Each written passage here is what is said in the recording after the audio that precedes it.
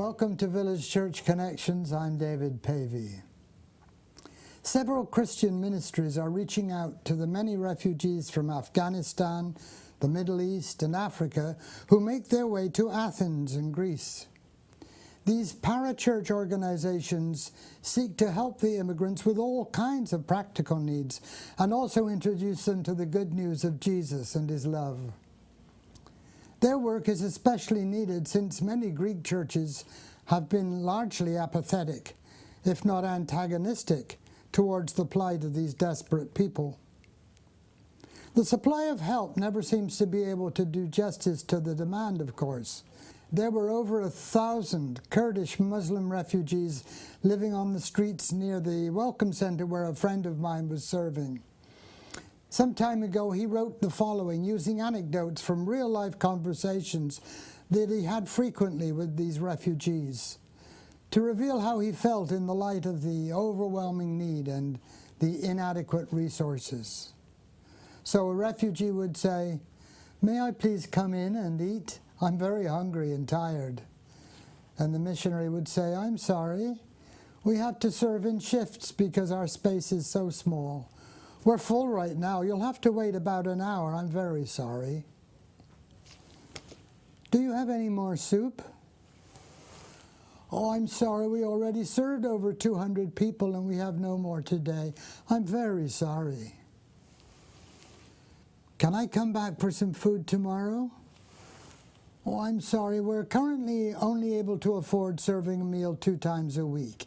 It will be another 5 days until we serve again. I'm very sorry." "Do you know of anywhere I can find work? I've run out of money and really need a job." "I'm sorry. Hundreds of people ask us this every week, and we honestly don't know of any possibilities right now. I'm very sorry." "Is there somewhere I can just take a shower so that I don't feel like an animal?" "I'm sorry. We have a small sink in the restroom that doesn't work very well, and you can use that. I'm very sorry." "Do you have any men's shoes? You can see mine are falling apart." "I'm sorry. All we seem to have right now are women's shoes, or these pairs that are much too big and in not much better condition than the ones you have. I'm very sorry." "Do you have a warm, dry place to sleep?" "I don't ask for myself, but for my wife and children. I can keep sleeping in the park." "I'm sorry. We have been praying for years that God will give us such a place. Please pray with us that it will happen soon. I'm very sorry." "Well, can we just sleep on your floor here tonight, just for one night?" "I'm sorry, we don't own this place, and it was a condition of the rental agreement that we not allow people to sleep here. I'm very sorry." "Why won't anyone help our people?" "I'm sorry, I really don't know. I'm very sorry." "Greece is a Christian country, yes?" "I'm sorry, but not every person or every country who says they are Christian really is. I'm very sorry." "You are a Christian, yes?" "I'm sorry, I know how this looks. I'm trying, I'm really trying. Please forgive me. Please forgive us, the church, for not sharing the love of Jesus with you in more practical ways. I'm very sorry." In North America, Europe, and down under, it seems that popular attitudes towards refugees have degenerated in recent years, though the need for help for refugees has increased. It's time to be reminded of God's call for us to show compassion and to be good Samaritans.